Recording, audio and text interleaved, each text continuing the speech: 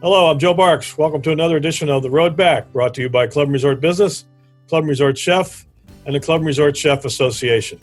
Today's episode is sponsored by the Toro Company, a leading worldwide provider of innovative solutions for the outdoor environment, including turf and landscape maintenance, snow and ice management, underground utility construction, rental and specialty construction, and irrigation and outdoor lighting solutions.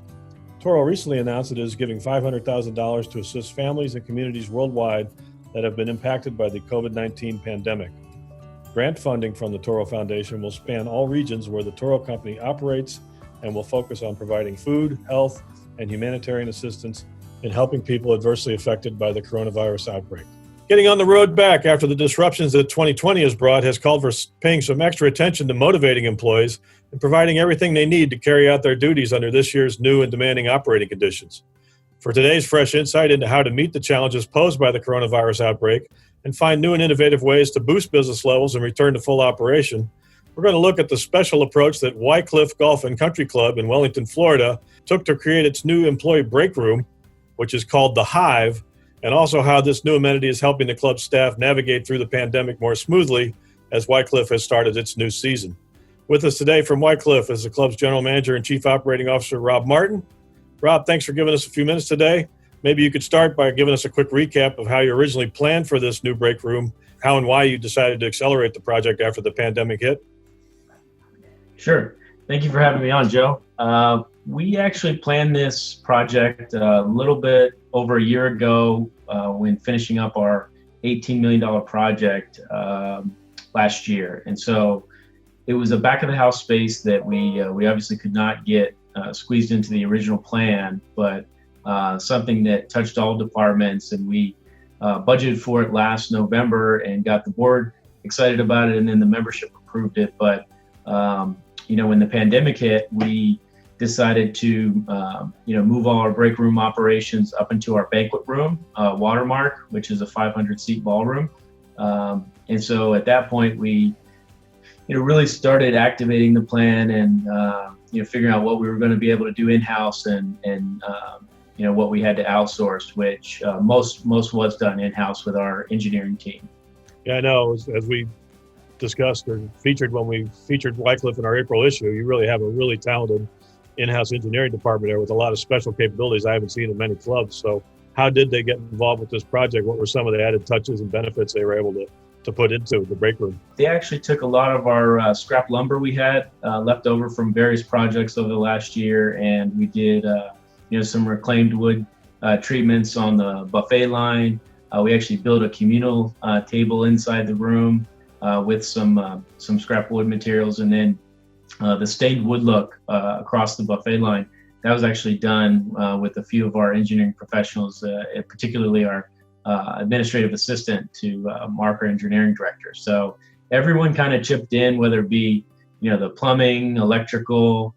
The only few things we outsourced was the wall tile in the actual break room, some of the ceiling tile enhancements in the room, and some of the bathroom, like the floor tile and such. So most was, I would say 85% was done by our team, which it helped with a lot of the employees checking in, and it was their peers who were working on it. There was just a lot of sense of pride and ownership in the project.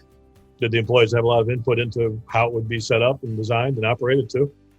Yeah, so we actually took a storage area that we needed, but we didn't have to have, and relocated some spaces, but we tripled the footprint, and the break room size was built for an operation with about 100 employees, and we're almost 300 in the height of season. So we were very undersized, and we needed to shift some spaces around. So they definitely had a lot of input. We had heard from them through our employee engagement surveys and had some action plans associated. So it was a project that had been in the works, underground, maybe 2 years. And then a really unique aspect of the input was you had employees come up with the name for it through a special contest. Tell us a little bit how that was done, and what the response was, and then how and why the Hyve was selected as the winning name. Yeah, so the Hyve was selected. It was close between that and the lunchbox. It's got this industrial look.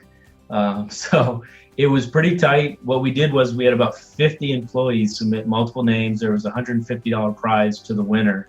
And then all the senior managers sat and voted on the final name we would select. And it was pretty close. It was like a 7-5 vote. So we ended up going with the Hyve. And with all the extra attention you paid to this new break room, how's it helped your staff operate and serve the Wycliffe membership this year, and especially as you've gone into this new season? Basically, with the pandemic, since it's hit, we still have not occupied the space. The employees have checked in, and we've done a ribbon cutting ceremony. We've announced the name and a few things, but we haven't really occupied the space yet because we're not hosting a lot of banquets right now during COVID.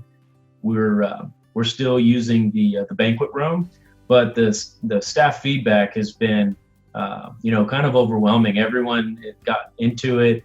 The contest was very well attended and a lot of engagement. But I would say it's helped us a lot going right into season with boost of morale. It's been tough this year with COVID on all clubs, but our club being no different. So does it look like the new season's going to move along pretty well for you? Yeah, we're rocking and rolling here. I think the key is keeping your employees in the right mindset, and we felt like this project was necessary, and we wanted to double down on our employees during this tough time. And I feel like this break room is really giving everybody a shot in the arm. So we're excited for season, and look forward to 2021 and the challenges. That's great, Rob. Thanks very much for filling us in on this unique story behind the creation of this special amenity for your staff. And I do hope you and everyone at Wycliffe have a great holiday season and a start to 2021. Okay. All the best to you and yours. Thanks. Once again, this has been The Road Back, brought to you by Club and Resort Business, Club and Resort Chef, and the Club and Resort Chef Association. And today's episode was sponsored by the Toro Company. If you have a great idea or success story you'd like to see featured on a future episode of The Road Back, please contact us at editor@clubandresortbusiness.com.